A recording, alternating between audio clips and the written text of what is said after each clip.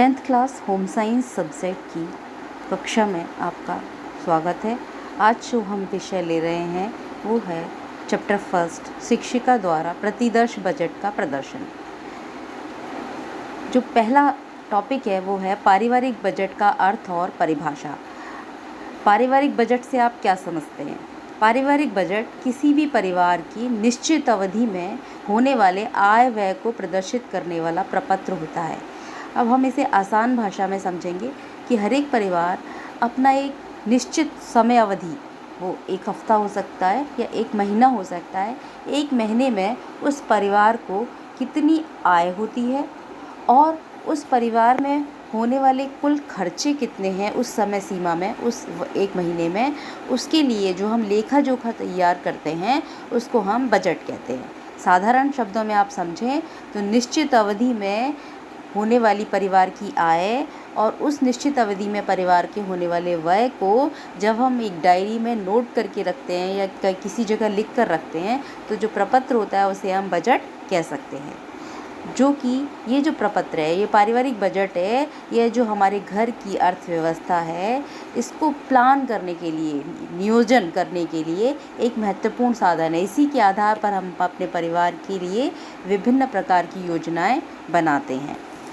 एक अर्थशास्त्री हैं वेवर, उन्होंने भी पारिवारिक आय को कुछ इस तरीके से परिभाषित किया कि पारिवारिक आय को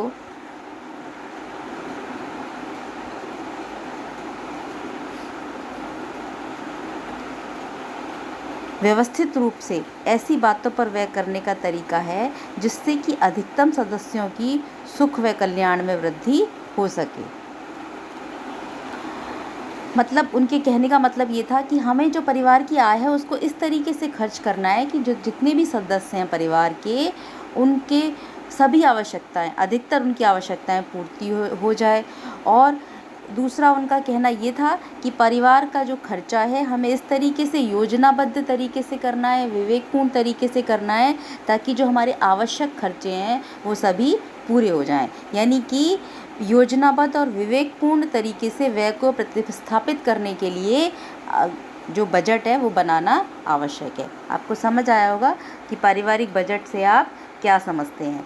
फिर दूसरा, पारिवारिक बजट बनाने के मुख्य उद्देश्य क्या हैं। अगला जो टॉपिक बैठता है वो बैठता है पारिवारिक बजट बनाने के मुख्य उद्देश्य क्या हैं। देखिए, पारिवारिक बजट बनाने का मुख्य उद्देश्य है परिवार के सदस्यों की आय और व्यय को संतुलित करना।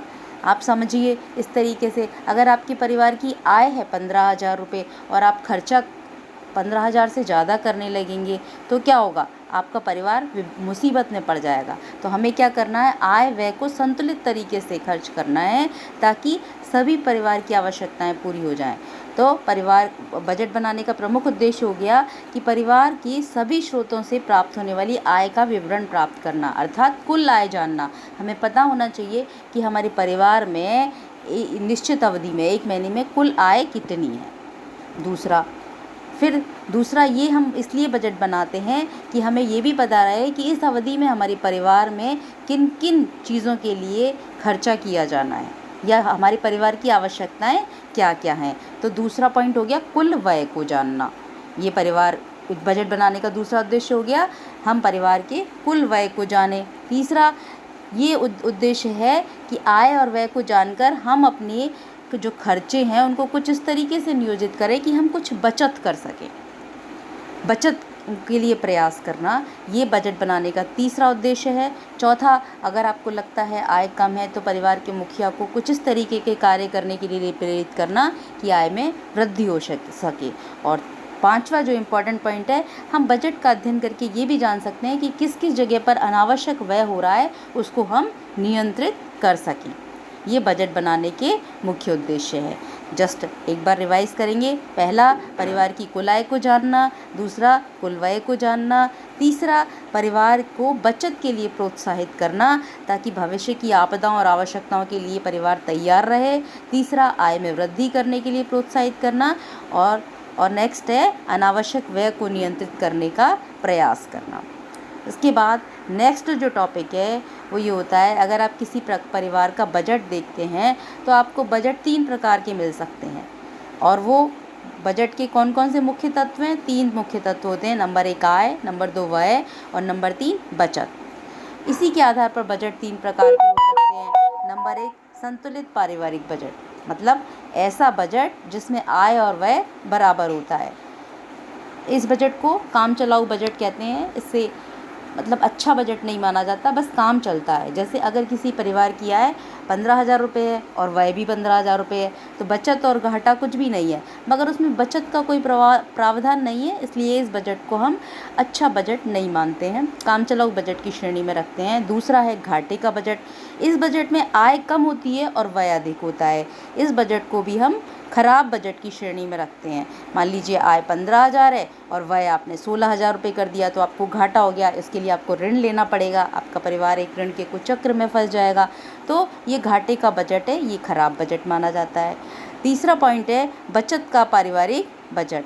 ये जो बजट है, ये सबसे अच्छा बजट माना जाता है, क्योंकि इसमें आय अधिक होती है और व्यय कम होता है। इसे सर्वोत्तम बजट कहते हैं। जैसे किसी परिवार की जो आय है वो 15,000 रुपये है और व्यय कितना है 14,000 रुपये, तो उसको कुछ बचत हुई हर महीने, जैसे 1,000 रुपये, तो वो उसे बचत कहते हैं। और बचत का जो बजट होता है वो सबसे अच्छा बजट माना जाता है।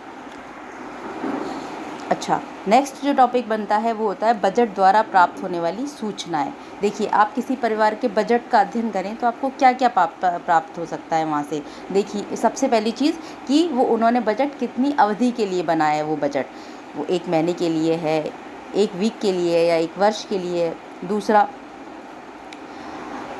बस सदस्यों के विषय में आवश्यक सूचनाएं कि उस परिवार के सदस्य कितने हैं, ठीक है, मेल कितने हैं, फीमेल कितनी है, उनकी आयु कितनी है, ये भी बजट में उल्लेखित किया जाता है। तीसरा, आय की सूचना, कुल आय उस परिवार की कितनी है, ये भी आप ज्ञात कर सकते हैं। उस परिवार ने उस निश्चित अवधि में उसने क्या क्या व्यय किया, उसकी सूचना भी आपको बजट से प्राप्त हो सकती है। और इम्पॉर्टेंट कि वो परिवार बचत कितनी करता है, बचत की सूचना आपको बजट देखकर मिल जाती है। और नेक्स्ट है आवश्यकताओं की सूचना भी बजट को देखकर ज्ञात हो जाती है। किसी परिवार के बजट का विश्लेषण करके हम उसके आधार पर संपूर्ण अर्थव्यवस्था में, उस परिवार की अर्थव्यवस्था में सुधार के लिए उपयोगी सुझाव भी दे सकते हैं। जैसे आपने किसी का बजट देखा, आपको लग रहा है कुछ जगह पर वो अनावश्यक खर्चे कर रहे हैं, तो आप उनको सलाह दे सकते हैं उन खर्चों को कम करने के लिए। और अगर लगता है कि परिवार की आय कम है, तो उस परिवार की स्थिति को देखते हुए हम आय बढ़ाने के भी सुझाव दे सकते हैं। कुछ छोटे मोटे कि घर के सदस्य कुछ साथ में अपने, जैसे अगर स्टूडेंट्स हैं तो पढ़ाई के साथ कुछ और कार्य करके अपने घर की आर्थिक वृद्धि में भी सहयोग कर सकें। इसके बाद नेक्स्ट जो टॉपिक पढ़ता है इस क्वेश्चन में, वो बनता है पारिवारिक बजट के प्रमुख मद। मद से हमारा तात्पर्य होता है कि एक परिवार किन किन चीज़ों पर खर्चा करता है अपने बजट में। तो सबसे पहला जो मद है वो भोजन से संबंधित सामग्री में है, सामग्री के लिए खर्चा करता है। ये आवश्यक बजट उसके अंतर्गत आते हैं, मद के अंतर्गत। दूसरा, वस्त्रों पर खर्चा करना। तीसरा, मकान और आवास संबंधी व्यय, मतलब रहने की जगह है। इसी के अंतर्गत हम बिजली का बिल है, पानी का बिल है, ये भी मकान और आवास संबंधी आवश्यकताओं के अंतर्गत इस मद में डाल सकते हैं। चौथा, शिक्षा और स्वास्थ्य संबंधी, शिक्षा पर खर्चा किया जाने वाला खर्चा और स्वास्थ्य पर किए जाने वाले खर्चे को हम इस मद के अंतर्गत रखते हैं। कुछ व्यक्तिगत व्यय होते हैं व्यक्ति के, जैसे किसी को कोई शौक़ है पान खाने का या फिर धूम्रपान करने का, तो वो अगर व्यय परिवार में होते हैं वो व्यक्तिगत व्यय संबंधी मद के अंतर्गत आते हैं। 6 है बचत संबंधी व्यय। हर परिवार को ये सबसे प्रमुख मद है। परिवार को अपनी आय में से अचानक आने वाली आपदाओं के लिए कुछ बचत अवश्य करनी चाहिए। देखिए, जैसे अभी लॉकडाउन का समय चल रहा है, लोगों के काम सभी बंद हैं, तो इस समय लोग अपने घर में सुरक्षित हैं, मगर किस तरीके से अपने बचत की गई धनराशि का आज के समय में उपयोग करके, तो बचत बहुत आवश्यक मद है। और लास्ट है यातायात संबंधी और मनोरंजन संबंधी मद, हम इसके अंतर्गत रखते हैं। तो आज हमने चैप्टर फर्स्ट के 5 क्वेश्चंस का रिवीजन किया है। इससे आगे का जो चैप्टर है मैं अगली क्लास में आपको कराऊंगी। उसमें जो क्वेश्चन बनेंगे वो कुछ इस तरह होंगे, जैसे कि बजट बनाने के लाभ, ये भी बहुत एक इम्पॉर्टेंट क्वेश्चन है। दूसरा, एंजल का नियम आपको समझना है नेक्स्ट क्लास में।